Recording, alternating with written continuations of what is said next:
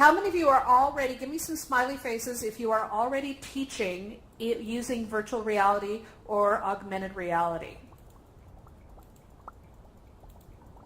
So we have some people with some experience in here. Excellent. How many want to know how? Give me some hearts. To understand how to teach in virtual reality. You've got lots of questions, lots of things. Fabulous. All right, speakers, that's your audience. Daniel, they're all ready to go for you. We've got a lot of students. We have some teachers here, and everybody wants to know. Go for it. Okay, thank you so much. Tonight of all nights, my internet connection decided to kick me out. Oh wait, on air and megaphone. There you go. So hi guys. Can you give me a heads up if you can hear me? Everybody can hear me? Give me some hearts. Okay, let's hear it. Okay, I got you there. Some hearts back. Very good, cool. Thank you everybody for coming. The second event, Educators in VR. It's quite a crowd, excellent. Have we filled a room yet? I don't know. Okay. Not yet, but getting close. Okay, excellent. So do you want to come in a little bit closer? Are you happy where you are as you choose, guys? I just told him to stay on the stage. Oh, there you go. Up on the platform, but whatever. Okay, so introductions, very quickly, let's get started. Well, I'll quickly introduce myself. I'm Daniel, and we ran a first Educators in VR event back in November. Was anybody at that first one? Anybody else from that one was here? A couple of people. Yeah, it's really good. We had a couple of technical glitches. Over there, we had some people. Excellent. Hopefully today we'll have sorted them out. But like the last time, if we are educators, we should be able to get by without a slideshow. No point bringing death by VR death by PowerPoint, I should say, into VR. It's a new medium, do new things, as well excellently pointed out. So today, let me see where we got. This actually is the quote here: "New technology is common, but new thinking is rare." Kind of informs a little bit what we're trying to do here. Many of you are probably interested in VR in education. Some of you probably already using it. And we're here today to showcase a few people who are in that space and then hear from you ideally about what you do. We're going to just jump into the next slide quickly. Today we're going to hear from that work. No, I might have to. No. Not yet. Yes, there we go. So can you see that? Can you see the next slide? Yeah. Okay, great. So we've got a program about an hour today. We're going to have a short intro, listen to Gabriel Baker. Gabe, are you here? Give us a hands up or come forward, speak. Hey, Gabe, how you doing? Cool. Do you want to come stand on one of these pedestals just so people know when you're speaking who's speaking? Cool. You might have to, are you unmuted? Are you on air and megaphone and unmuted? Because I can't hear you. Do you want to try and sort your microphone out a little bit? Gabe? Okay, all right. Well, this is Gabe anyway. He's going to tell us a little bit about LearnFrameVR.io. Hopefully he'll get his microphone sorted in a moment. We also have Can Olcer, if I remember. Where is Can now? That's Shafi there in the corner, the bot head. This is Shafi, cool. Yeah. He's going to tell us about his new business, Kosmosschools, and what you're doing. And I think you said you're already live, which is cool. And then over here in the white, near the large windows on the side, we have Teemu, who has designed various VR simulation apps. He's going to tell us about. Thanks, Teemu. Thanks, guys, for joining us. And would you now please, Gabe, if you're ready, take one of the pedestals. Teemu, when you're ready, take another one. I'm going to come stand over here a little bit. Can you hear me now, by the way? Yes, Gabe. Excellent. Can hear you. Okay. Can everybody? Are you on megaphone and on air? I do believe I selected both megaphone and on air. Can I get some claps if people can hear me? I see a few claps. Okay, that's confirmation enough for me. Okay. All right, Shafi, can you let us know that you can hear us and we can hear you? Yes, sir. All good. Shafi, there you go. Excellent. Thank you very much. And then Can also, just so we're ready to start. Sorry, not Can, Teemu at the end. Yeah, I should be. Okay, great. Okay. Out loud. All right, we're going to start in a minute. Just before we do, I want to say a great thank you to Laurel, who has... everybody needs a Laurel in their lives, I think. She's standing by, and she, if anything happens, if there's a fire drill, she'll keep us safe. Great stuff. Thank you, Laurel. Yeah, let's give her some hearts and stuff. Great stuff. We also have Christina here from the University of Würzburg in Germany, who was in on the last event where you... there you are. Okay. Sesti from Würzburg as well. Yeah, whoop, whoop. Dice is here from Australia, associate professor, yeah, in the purple, in the pink, always great, colorful. They spoke at our last events about their project. Okay, so, right, we're gonna have these three presentations with a couple of questions. And guys, I know it's easy to kind of get carried away with a little longer time. I'm gonna keep you to your 10 minutes if you don't mind. And add some questions at the end. You guys, when you're ready, I'll let you know how to ask questions and so on. At the end of all of those three, a couple of announcements, and then we're just going to meet and chat. And this is an opportunity for you to, strike up a conversation with somebody you're interested in, and so on and so forth. Right. Well, let's get started. Gabriel, how are you doing? I'm all good. You're all good? Okay. Do you want to tell us, I'll get your first slide up here. This should hopefully work. There you go, Gabriel Baker, and that's your website. Yep, looks good. Do you want the first slide up, or are you ready to just start? Yeah, go for the first slide. Just have that up there. Okay. Should be coming any minute. All right, perfect. There you go. Okay. Cool. Okay. There you go. So, really nice to be here, everyone. My name is Gabe. I'm a former teacher. I used to teach Latin, of all things, in Los Angeles. Got really interested in online learning, specifically teachers and students, just as we're doing now, using virtual worlds to come together to interact. Been in different kind of immersive tech or ed tech startups since then.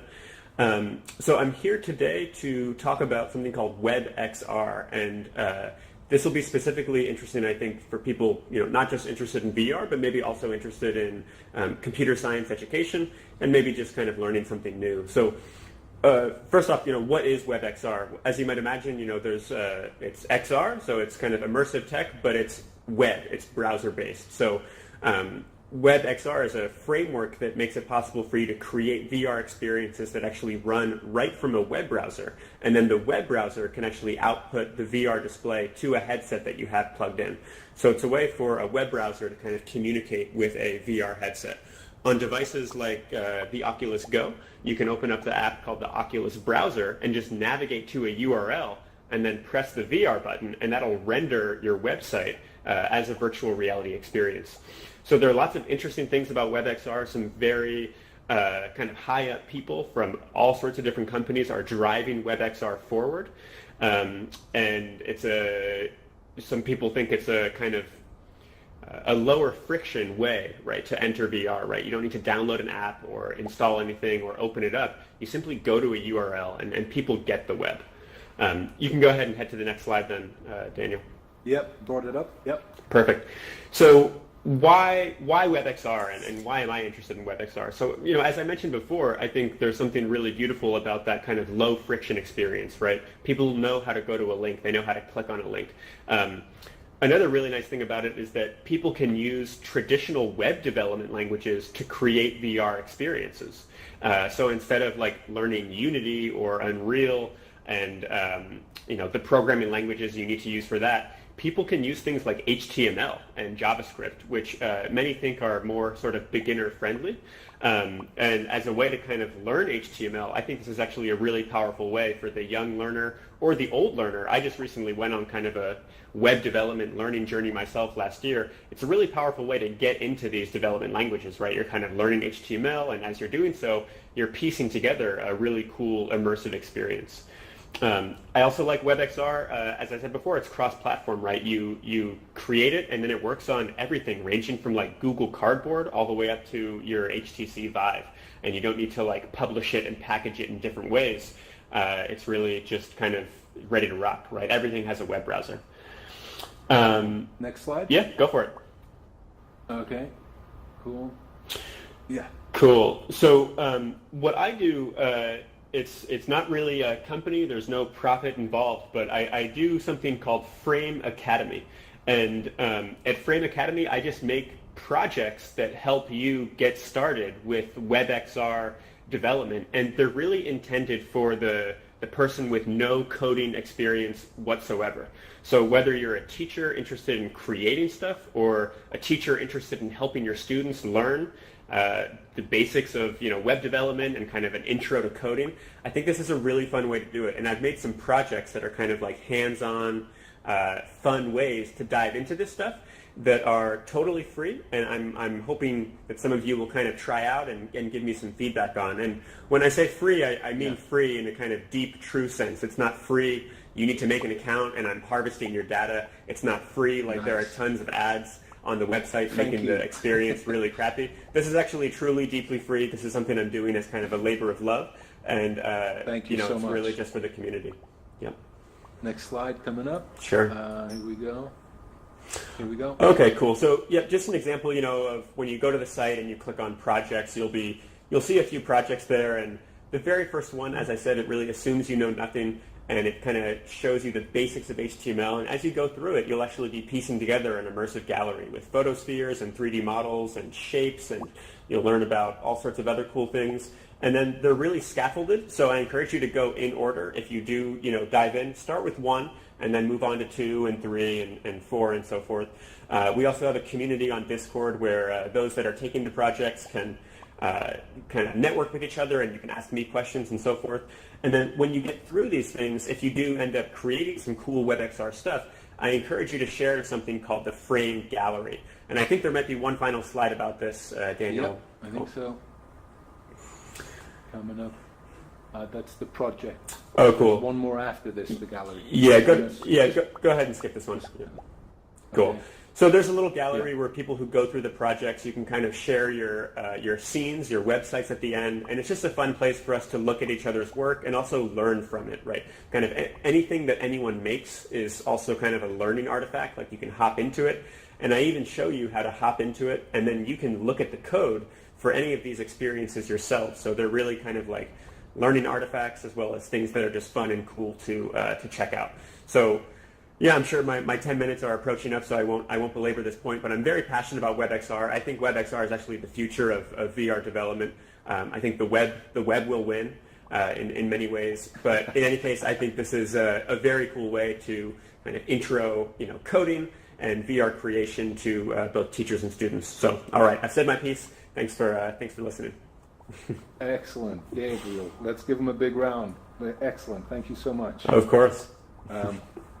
That's fascinating. Gabriel and I actually met the first time in your Frame VR. I don't know if you remember, but you showed me around. We were multiplaying in your space. It was early days, but you've been so busy. Yeah. Okay.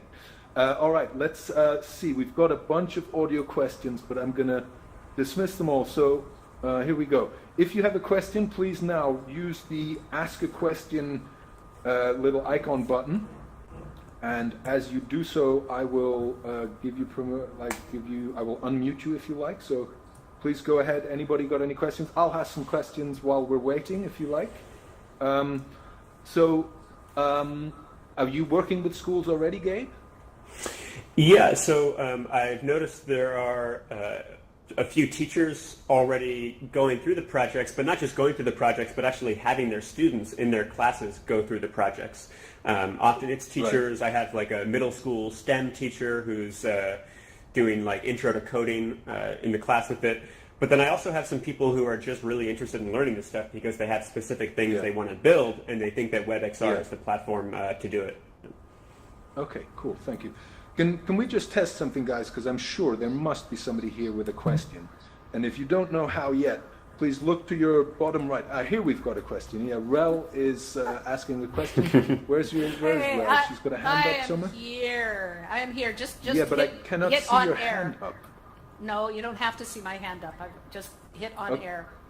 Cool. Okay. And then I'll show up. Okay. So okay, cool. What I wanted to know is that is this English only, or have you done any localization? And is it possible to do localization in WebXR?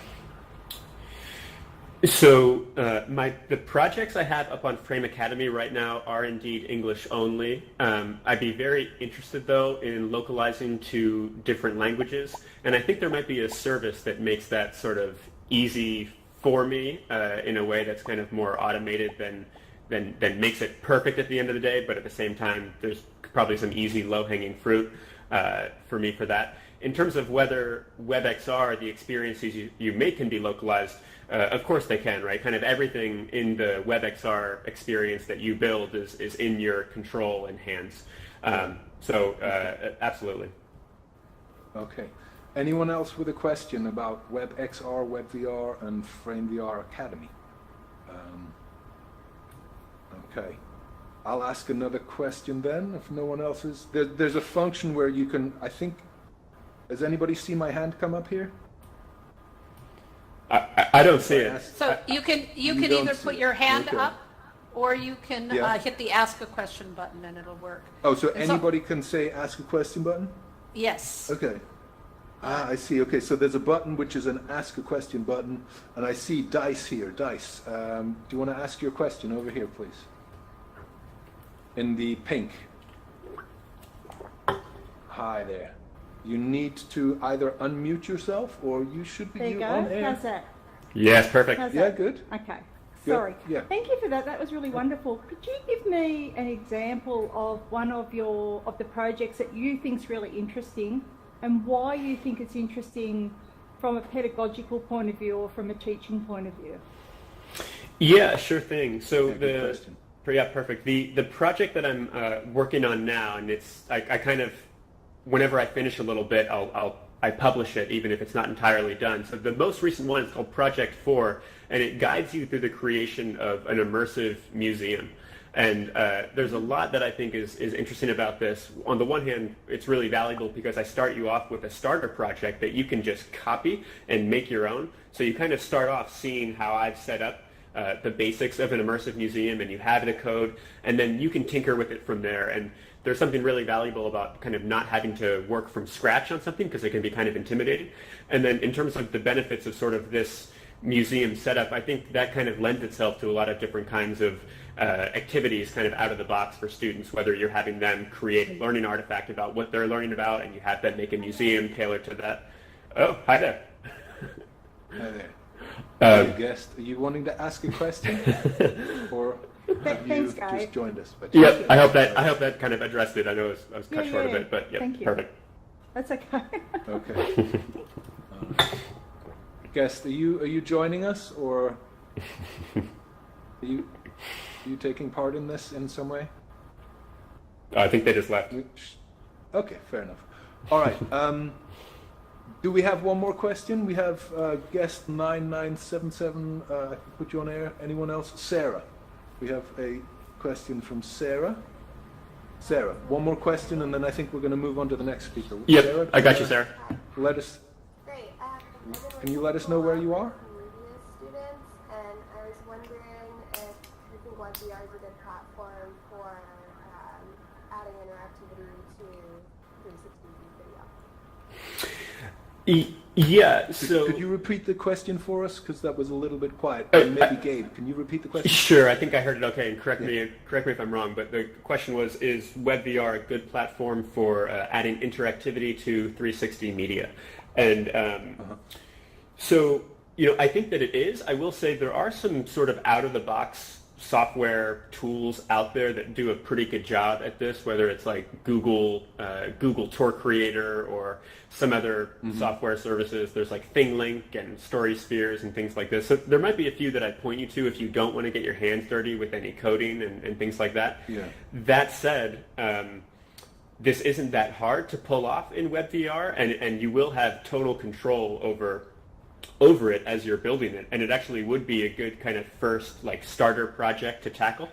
You'll find that you'll learn a little bit of HTML and a little bit of JavaScript, and then you'll have coded it yourself, which does have the added advantage, by the way, of then it will be free. You won't be locked into any software's plan or so forth. So I'd say it's not the easiest route because there's some like low-hanging fruit tools out there that do a pretty good job at this. But that said, if you were to go this route, you'd have the ultimate control. It'd be a good learning opportunity, and you could indeed pull it off just fine. Okay, excellent. Gabe, thank you very much, and thank you for your questions. If you're interested in WebXR, I'm sure you can get in touch with Gabe via Twitter, a Discord channel, or your website. I'm sure you were very generous with your time the last time with me, and I love the fact that it's deeply free, as you say. More of that, please. More of that. Yeah, sure thing. Fantastic. And you can find it all at just learn.freevr.io. That's right. I'll try and bring the links in somehow. Again, let's give him a big round of emojis here. Thank you, Gabe, for that. Of course. Great work. Okay. Right. So then over here we have. I'm just gonna.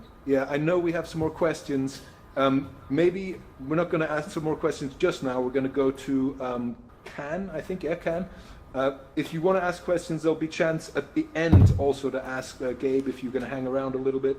Yeah, you can stay on your podium if you want, or you can move. It's okay. Okay. So let's then move over to Can, which is the bot in the middle here. His avatar is called Shafi. Hello. And I'm going to move to the next slide so people can see his name. Does that come up? Excellent. Can also. And you run, are you the CEO, the owner of Kosmosschools.com, right? Yeah, exactly. Okay. Want to tell us a little bit about yourself and what you do? Sure. So my name is actually pronounced John. Oh, okay. Like the English John. It's no one gets it right. It's a Turkish name. Okay. It's spelled CAN. And I'm the founder and CEO of Kosmosschools. We're a small startup based in San Francisco, and we're offering science classes in VR. Okay. Our ambition or our goal is to build a whole K through 12 school that exists only in virtual reality. Excellent. Great. Please. Great. So Okay. let's see. Let me tell you. I just want to tell you a little bit about what we're doing. Show you 2 short videos so you get a better impression, and also tell you a little bit about why we're doing this. Let me know All when right, you're ready to play the first video. I will. Okay. Okay. So as I said, we're providing science classes in VR, and we're currently live with one class that we at the moment run once a month. We ran our first class in December, and now currently the second one is running. How it works is it's targeted towards middle and high schoolers, and they enroll in the class beforehand, and it's a class that takes 8 hours in total over the course of 2 weeks. It's a small group class, so it's around 5 students, can be a little bit more or less. And the students meet at specific times with our teacher in VR. So it's not like a pre-made class or something, but it's like a real life class. But instead of meeting, at the school or at the local building, you just meet in VR. Cool. Our teacher, so me and my co-founder Dorina, who's the bumblebee over there, Pussy, to the, Okay. exactly. Easy, yeah. There you go. Are the founders of Kosmosschools, and then we're not teachers, so we are just super interested and passionate about education. That's why we started Kosmosschools. We have a physics teacher that actually works with us and runs the classes. So our first class is called Intro to Rockets, and we're teaching, just the basics of how rockets work. There's a little bit of physics in there. There's a little bit of material sciences and chemistry in there, and also some engineering. And is that the first video? Exactly. You can run the video. Yeah. Okay. Let's watch that now quickly. I think it should autoplay. I hope. It did jump to the next slide for me. Yeah, here we go. Okay.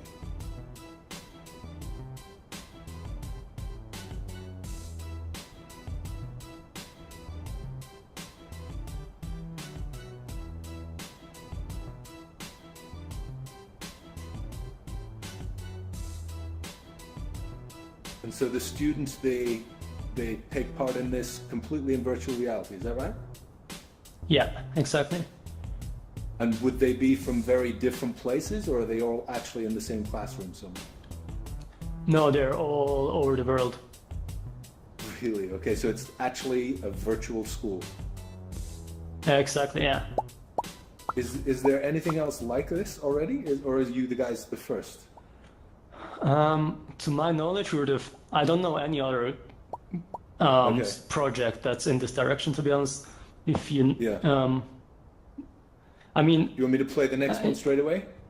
Yeah, let me just tell you a little bit about the next video. So I will just show you in the next video. So this was Cosmos. So students have to download the Cosmos app in order to join, and it's a little bit like AltspaceVR. You have avatars.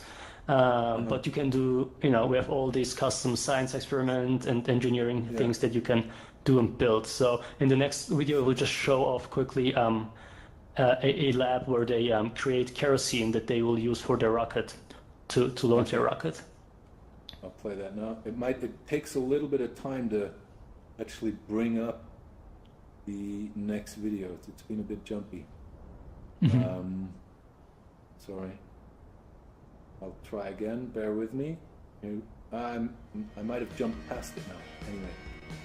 Okay, here we go. Nice. There you go, making gasoline. This is fantastic. How many students can you have in a class? Did you say 5? Yeah, currently we're aiming for 5. And is there always a teacher in the space with you? Exactly, yeah. It's okay, so it's always, like a traditional class, but fully in VR. Yeah, it's like a small group class in VR, and it's for students who are interested in science. It's not like a tutoring thing. It's not like if you're bad at math, you can get better with it. It's not that. Okay. But still, I mean, I imagine now that you've kind of proven the model, this could be applied to many other classes. You have plans for other classes as well? Yeah, we do. The next class we're working on is going to be related to botany, actually. People will be botany, so plants. Oh, botany. Yeah. Lobotomy. Yes. And I'll tell you a little bit more about that. Yeah, please. Yeah, so that was great. This process here is called fractional distillation. Exactly. So, I mean, the whole idea is that students learn in a very hands-on manner, and we've gotten really great feedback so far. Great. So, if you go to the next slide. Yeah. Next slide. There you go. There you go. Exactly. So just to finish off, I want to, just why are we doing this? And the reason to start this company is, or this school is, because we think VR is the first medium or the first technology that actually can provide a better education system than we have right now in the physical world. Just because I think that with VR we can solve the two main problems, which are access and cost of education. Access, I'm talking about geographical access. Nowadays you almost have to move to the school you're going to. This is especially true for primary and secondary education. And cost-wise, I mean, some countries are better, like I'm from Switzerland. Their public education is pretty great. I know it's also the case in Northern Europe and Western Europe in general. But like I live in the US now, and like most of the education of the schools in the US are not great, and you can't if you don't have the money, you can't get a great education for your kid. So and because VR now the school is coming to you.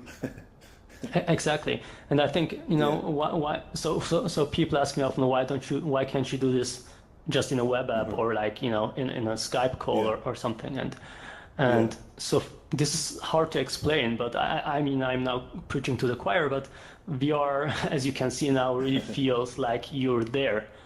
We couldn't do this like this meetup right now. If you do this over Skype, it would just suck, right? Now it's really cool.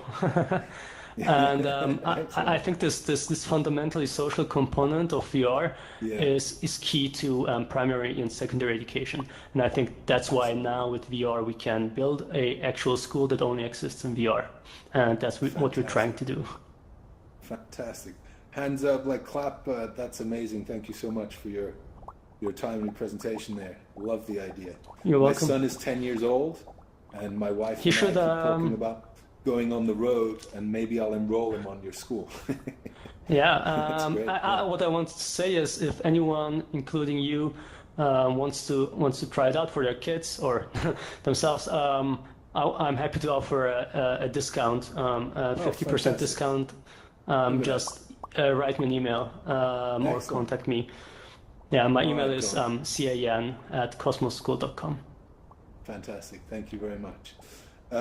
Okay, I have some people wanting to ask you some questions here. Jenny, is Jenny here? Do you want to ask a question? If so, you are now on air. Jenny, do you have a question?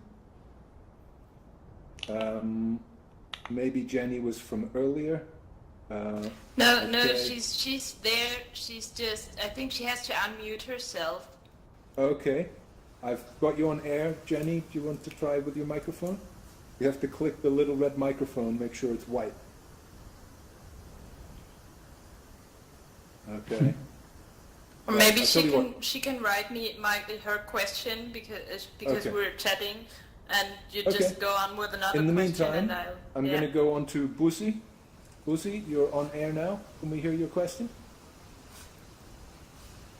It was from before. I just got the hand up for. Whoever's speaking so I don't needs have to a be question. a bit louder. Sorry. Busi, I don't have a question. In asking a question? I think she's saying she doesn't have a question. Right. She just said. So I need to. There you go. We also have Drukpa. Drukpa is here. I need to reset the space for. Okay. I'm sorry. I'm just getting a message from Rel in another room saying we need you to reset the space. Sorry. Problems in the mirror room. Give me a few moments here. Sorry, John, to cut your question short. No worries. Let me get in touch with her. Okay. Just going to ask her quickly. Daniel, So what you do is you go to settings, go to your menu settings, moderate. Okay. Is that in the main button? So I can do settings. Yeah. Moderate. Got it, yeah. Reset space. And then reset space. Here we go. Yes. Resetting. Okay. Reset.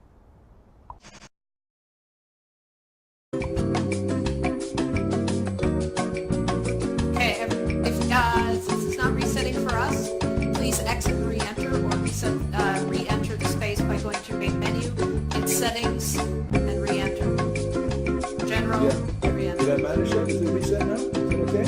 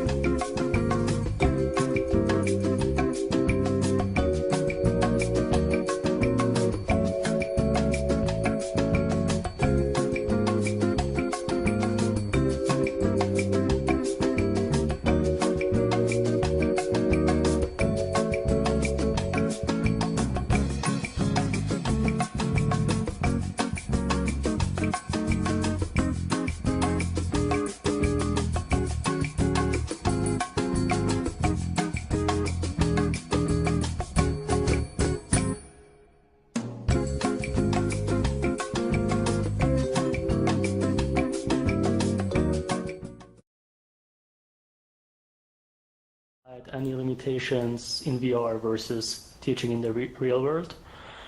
And I mean, the answer is yes, of course. I think the biggest thing is, we're just getting started. We started the Cosmos School half a year ago, so it's pretty basic what we can do. We have a bunch of experiments and engineering things that the students can run or play around with in Cosmos School. But obviously, she misses some things that, in a real classroom, like she could just take a piece of paper and some glue and build something that currently she can't do in VR. I think that's currently the biggest limitation. Yeah. Okay. I hope that answered your question there. Very good. We have Valibrarian.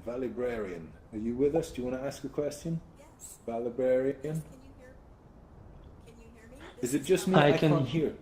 Can you hear? I can hear you. I can hear her. You're a little bit. Turn on maybe the if you could.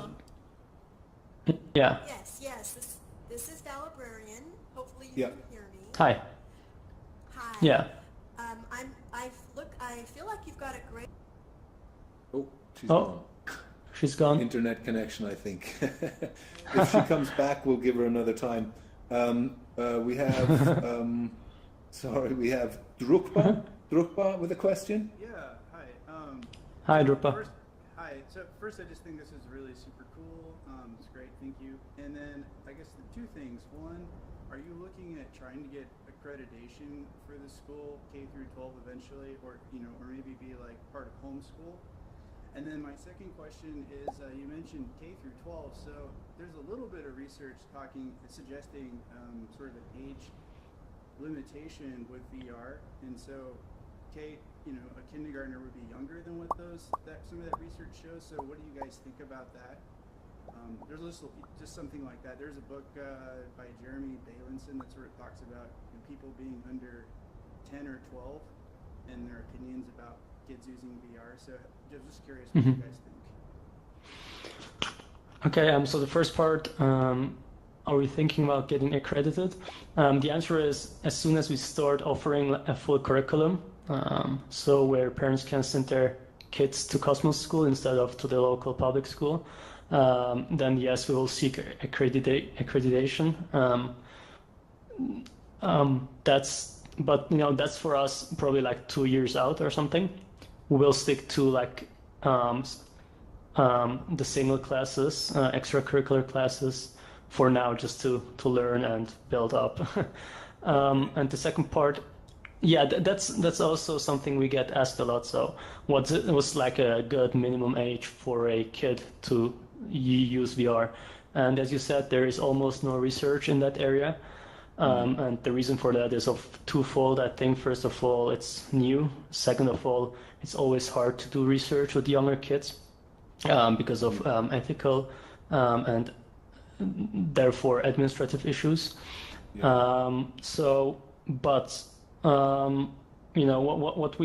Our strategy is that we will start with middle and high school. We won't go straight to kindergarten. Kindergarten is probably the last age group that will kind of onboard. What I think is that in a couple of years, when VR will be mainstream and people won't be afraid of it, and people will see the benefits. Of course, using any technology unmonitored as a kid for a longer period of time is not good, but that's true for smartphones, computers, or VR headsets. I don't think VR is different. Okay. Thank you for the answers. Thank you for the questions. I've got more people wanting to ask questions here. Can I suggest that you hang around at the end of the event and ask the questions then? Because I'd like to get on to our third speaker today, who is standing over on the right in the white here. Thank you, John, for your presentation and sharing Thank you very much. with us everything about Cosmos School. Get in touch with John if you're interested, if you want to know more and have a chat with him later. Thank you. Let's give him another round of applause. Thank you. Well done. Thanks. Excellent. Okay, thank you. Over here we have, I'm going to come over and stand over here for a moment. There we go. I'm going to say hi. Hi, Teemu. How are you doing? Hello. I'm fine, thanks. All right. Thank you for joining us. Just for people who don't know Teemu, which are probably quite a few people in Allspace, Teemu was here on the first event. Is that right, Teemu? You were here, right? Yeah. Yeah, Yes, and we had a chat at the end, and you got in touch via email, and Yes. the idea of this meetup is for you guys to share what you're doing, and then get to ask questions and meet each other. And Teemu wrote an email saying him and another friend, are doing some interesting stuff in Finland, right? Yes. In Finland. All the way in Finland. All the way in Finland. And so you've developed some simulation apps that you're going to tell us about. Is that right? Yes. Lovely. Okay, I'm going to jump to the next slide here so everyone can see your... Is that coming up? Oh, that was the questions part. You should come up with the next one now. Try again. Here we go. Teemu Tiainen. Did I say that correctly? Yeah, so, about right.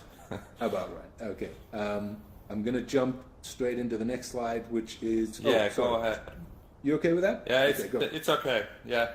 So basically, there's just a few slides in the beginning showing just to get an idea of the kind of stuff that we're doing. So basically, for example, this is a student using an HTC Vive system in our car mechanics training environment, and he's changing the brake pads in this video.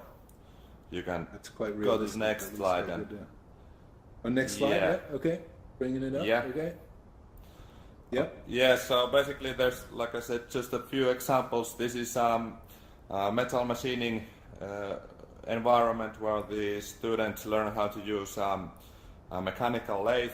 So a totally different profession and different kind of environment, but we're doing some pretty sort of different types of environments. Okay. Yeah, go ahead. Okay. Go ahead and change the next slide. Next slide. Just before I do, can I just take a moment? Sorry to interrupt your slide. I just want to explain to everybody. There's when Altspace fills up beyond a certain space, another room opens up, and so they can hear us, but they can't see the slides. I'm really sorry about that. I wanted to also thank the moderators. They're trying to sort it out in the back room, in the background. So thanks for your patience. We're going to continue with the slides and hope that it gets fixed. Anyway, next slide coming up. Here we go. Okay.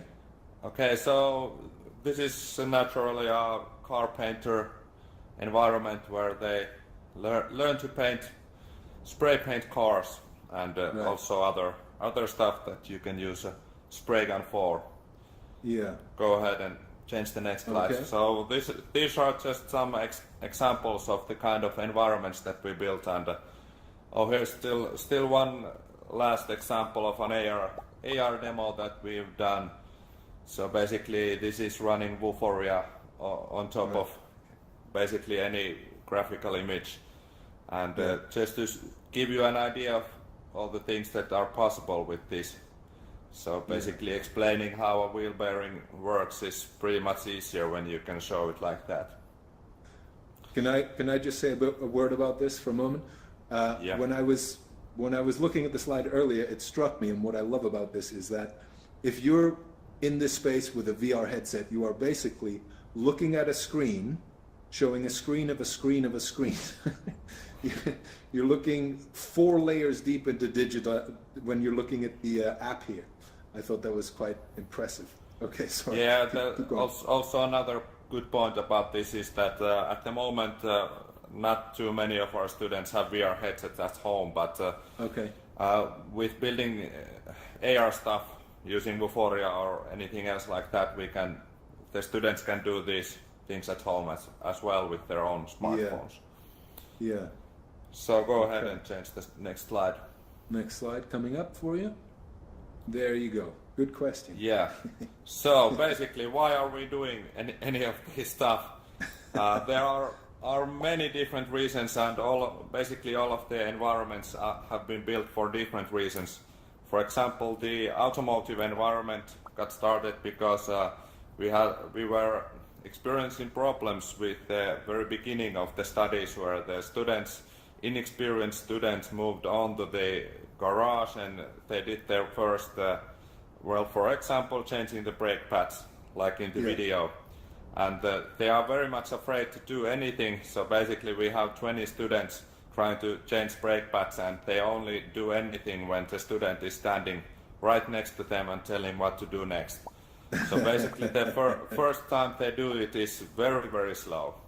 Okay. And for that purpose we originally started building this environment, and the automotive environment is the largest that we have, and it basically has all the theory stuff in it, and it takes you from the theory straight to doing some practical stuff first in the VR environment, and once you know how to do it correctly in VR, you move on to the garage and do the same thing on actual cars. So we have Teemu, modeled actual... Do you have data to back up the idea that it would speed things up? Do you have like empirical data?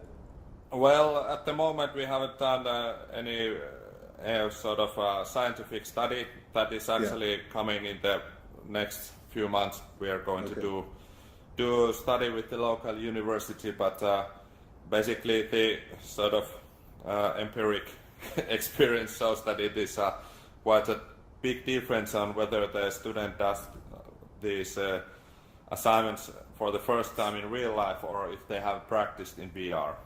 Okay. So basically that's for the automotive environment, and then we have other environments such as for example, the metal workshop. There the problem is more in the safe working of the equipment.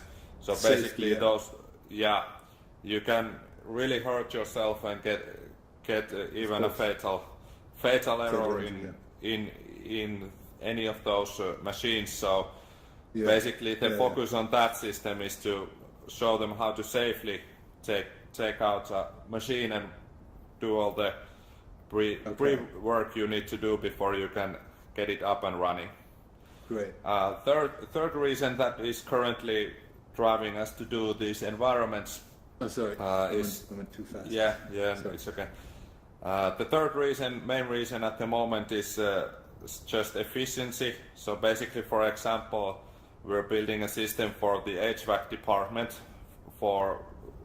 Currently they have a very big rooms for different models and makers of the HVAC machines, but in the future we don't only want to have one or two actual machines, and the rest you can learn in VR. So basically you can do the practical stuff in one or two machines and learn how the others are in VR. So that's a very, very big cash save there, because we will be able to do the same stuff in a lot smaller space. Okay. You want to go move ahead on? And change that. Yeah. There we go. How? There you go. Yeah. So that's another big question. To begin with, how we're building these environments is there are many different types of building these that we are trying at the moment. The biggest environments we have built, basically paying some company to do it. Then we also have in our vocational college there are students that are learning 3D modeling and game development. So basically we've given them a school assignment of building some of these environments. And that's all, of course, because they're students, it's a lot slower, but then again it is also a lot cheaper. Yeah. And then we've done some experiments with stuff like this AltspaceVR and others, that you can bring your own content to any sort of commercial environments. Someone mentioned ThingLink earlier. That's the thing that we're using for 360 photos and videos at the moment. Yeah. Okay. Is there one more slide? Yeah. I'll just add one more thing. And please. Sort of depending on what you're trying to aim with the system, depends on what you're going to and how you're going to build the system.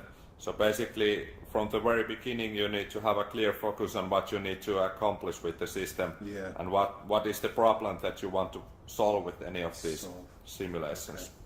Okay. I think. Yeah. Go ahead. Move to things learned. Yeah. So at the moment we've built about I believe 6 or 7 of these different VR environments, and we've learned quite a lot. For example, as I mentioned about the automotive environment, that's a very large and big environment where we have modeled all of the parts of one car, and we basically have tools so that we can build assignments and theory material on any of those parts. And when you do stuff like that in VR and you have a tool to build more content for it, it is a very big process to build it. It's taken, I believe, 3 years for the moment, and it's still quite not finished. So basically, the first thing that we learned is to build a bit smaller stuff so that you can, basically it's a lot. Yeah. Okay.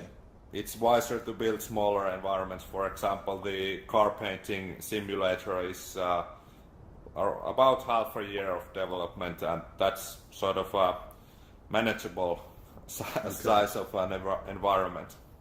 Okay. Another thing is that one of the most important things is that you need to have a clear way of how the simulator will be used on the daily routines at the school.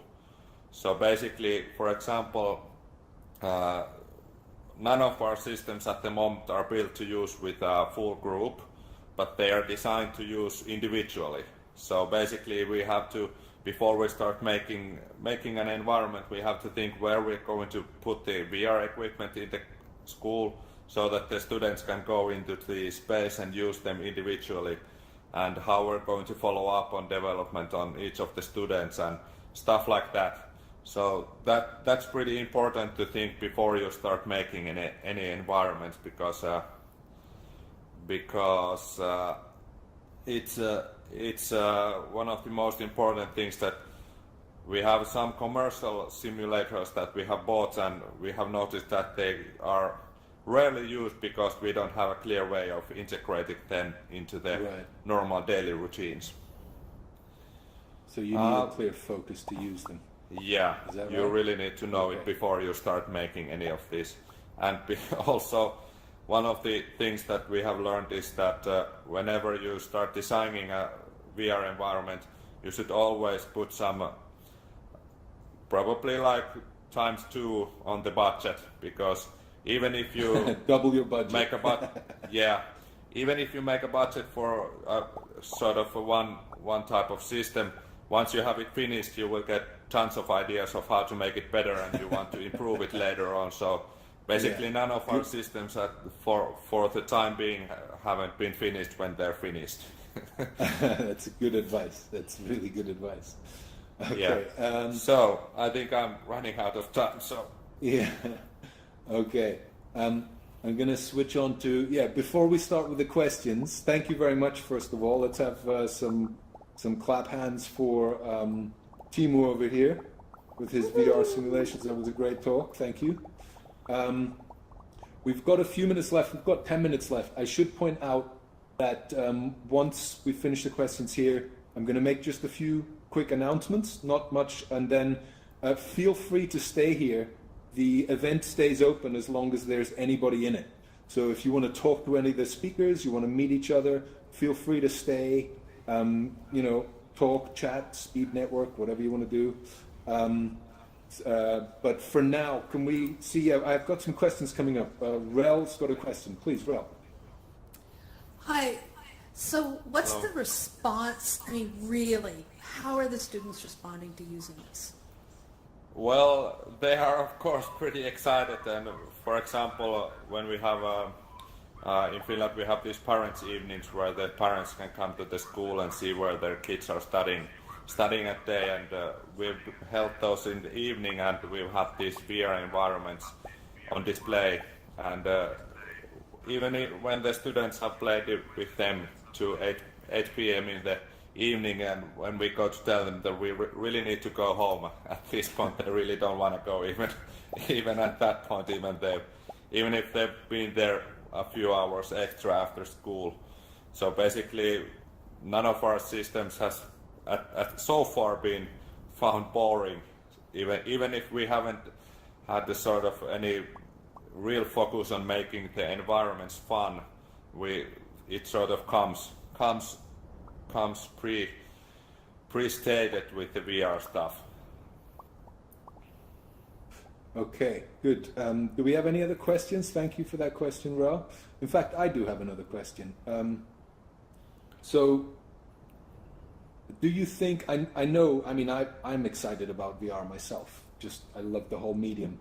But do you think some of the excitement is about the technology rather than the learning? Or is it clear to say that they get excited, but they stay excited?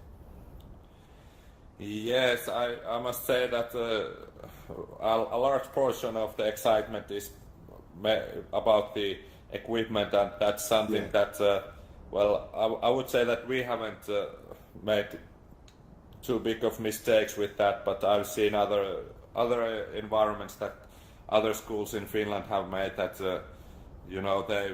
they are only excited about the equipment, and they have designed the system so that, for example, there's another car mechanic system in Finland that they basically have a two-dimensional sort of game mechanics in the system, so that you select a part and it flies into the correct space, and where you don't even use any of the hand tools and stuff. And no interaction. In my opinion,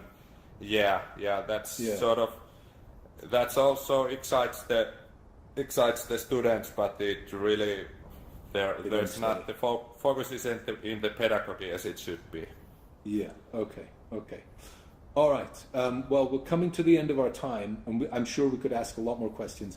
And I think for our next session, we'll have more focus on audience interaction. So thank you one more time for all of our three speakers. Excellent.